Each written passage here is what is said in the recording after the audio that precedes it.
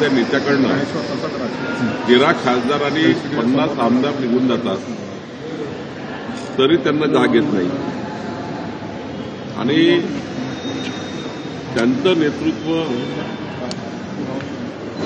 कुणीच मान्य करायला तयार नाही म्हणून खासदार आमदार निवडून गेले। खासदार आमदारांशी कुठलाही संपर्क त्यांच्या जीवनात त्यांचा नव्हता म्हणून एकनाथ शिंदेचे लोक गेले आणि त्यांचे लोक त्यांच्यातून निघून गेल्यावर भाजपाला दोष देऊन ते माननीय अमितभाई मोदीजी आणि भारतीय जनता पार्टीवर ते नेहमी टीका करतात। आत्मपरीक्षण केलं पाहिजे की आपण कुठे चुकलो आहोत। जर त्यांनी आमदार खासदारांना योग्य वागणूक दिली असती तर ही परिस्थिती महाराष्ट्रात नसती। राहिला प्रश्न 2019चा गद्दारी केलीच झालीच त्यांच्याकडनं। त्यांनी सरळ सरळ भारतीय जनता पार्टीसोबत निवडून आले आणि या महाराष्ट्राला गद्दारीचं जे गालबोट लागलं ते उद्धव ठाकरेंनी लावलं आहे। त्यांनी त्या ठिकाणी सुरुवात केली गद्दारीची। त्यांनी जर तेव्हा भाजपाची गद्दारी केली नसती तर या महाराष्ट्राचं वेगळं चित्र असतं आणि त्यामुळं खरं तर आता आपला दोष लोकांवर देणे आणि असे भाषणं करत राहणे, मीडियाचा वेळ आणि महाराष्ट्राचा वेळ घेणे त्यापेक्षा एक चांगला विरोधी पक्ष म्हणून काम करता आलं असतं, करता येईल। उद्धव ठाकरे निराश आहेत आणि हे असं बोलणं हे वेडेपणाचं लक्षण आहे आणि बिंडोकपणा आहे, अजूनही सुधरत नाही आहे। मला वाटतं अमित भाईवर टीका करून किंवा देवेंद्रजीवर टीका करून किंवा आमच्या पक्षावर टीका करून काही साध्य होणार नाही आहे। जी आज परिस्थिती आहे त्यापेक्षाही वाईट परिस्थिती होईल आणि आमच्याजवळ अजून त्या ठिकाणी जनमत वाढेल आणि उद्धव ठाकरेंचं जनमत हे रोज कमी होईल। या पद्धतीचं वागणं उद्धव ठाकरेंचं आणि कुठल्या घटनेला ज्या घटनेला तेच जबाबदार आहे त्या घटनेला धरून बोलणे महाराष्ट्राची जनता आता कंटाळली आहे। महाराष्ट्राची जनता उद्धव ठाकरेंच्या बोलण्याला कंटाळली आहे।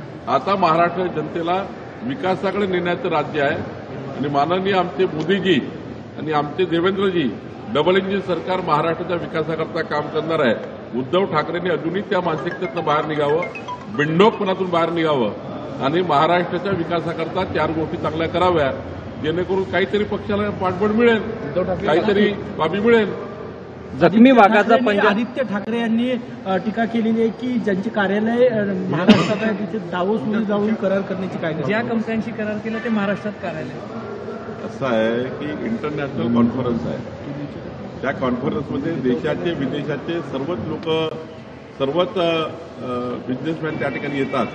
मग देशातला करार राहो की विदेशातला करार राहो तो त्या ठिकाणी एकाच प्लॅटफॉर्म होत असतं, एकाच ठिकाणी होत असतात। त्यामुळे उद्धव ठाकरे बालिश आहेत, आपले आदित्य ठाकरे बालिश आहेत, त्यांना अजून सरकार पूर्ण कळलं नाही आहे। ते 2 वर्ष पर्यटन मंत्री होते ते पर्यटन करत राहिले, त्यांना अजून सरकारमधला मूळ गाभा कळला नाही आहे। आणि देवेंद्रजींचं त्यांनी अभिनंदन करायला पाहिजे होतं की 17.75 लाख कोटी रुपये 17.75 लाख कोटी रुपये महाराष्ट्राच्या पुढच्या गुंतवणुकीत त्यांनी आणलेले आहे। देशभर कौतुक होत आहे, महाराष्ट्रभर कौतुक होत आहे, पण आता हे बिघडलेल्या मानसिकतेमध्ये जे कार्टे आहेत ते काही सुधरत नाहीये। 5 लाख कोटी विदर्भात इन्व्हेस्ट होत आहे, गडचिरोलीमध्ये 3 लाख कोटींचं इन्व्हेस्टमेंट येत आहे। विदर्भ बदलत आहे, औद्योगिक बदलणारच आहे। हा महाराष्ट्र थांबणार नाही, हा महाराष्ट्र पुढे जाणार आहे, विकसित महाराष्ट्र होणार आहे। माननीय देवेंद्रजींच्या नेतृत्वामध्ये 14 ते 19 आणि आता हे दोन्ही सरकार ज्या पद्धतीने चालले, मधात एकनाथ शिंदे सरकार, या महाराष्ट्राच्या विकासाकरता हे सरकार आहे।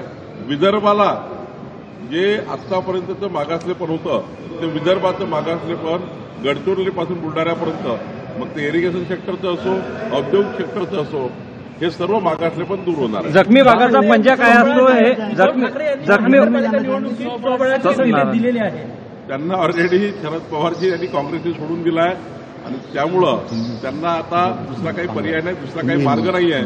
उद्धव ठाकरेंना साऱ्यांनी सोडलाय। एक दिवस असा येईल कि उद्धव ठाकरे हम दो हमारे दो एवढेच राहतील। CEN न्यूज देश प्रदेश की ताजा तरीन खबरों के लिए CEN न्यूज को सब्सक्राइब करें और रहें पल पल की खबर से हर पल बाखबर।